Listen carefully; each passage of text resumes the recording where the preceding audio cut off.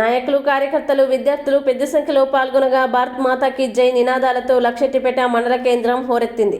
మండల కేంద్రంలోని గాంధీ విగ్రహం నుంచి ఉత్కూరు చౌరస్తా వరకు ర్యాలీ నిర్వహించారు.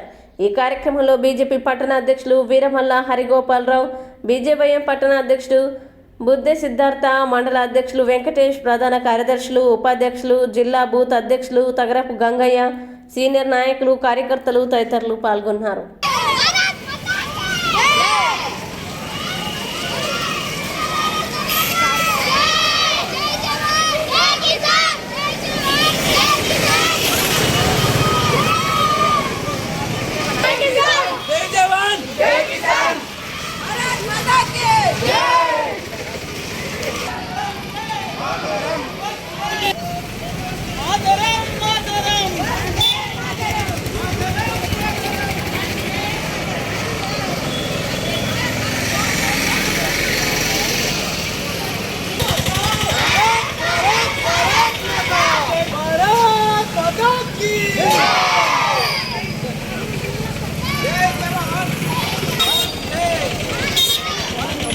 సందర్భంగా స్వాతంత్రమణిలోని హర్ఘర్ తిరంగా లక్షపేట పట్టణంలోని ర్యాలీ నిర్వహించడం జరిగింది.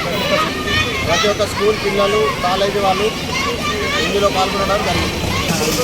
మరియు రాష్ట్ర శాఖ పిలుపు మేరకు హర్ఘర్ తిరంగా ర్యాలీని ప్రతి మండలాల్లో నిర్వహించాలని వారి సూచనలతో దినోత్సవాన్ని పురస్కరించుకొని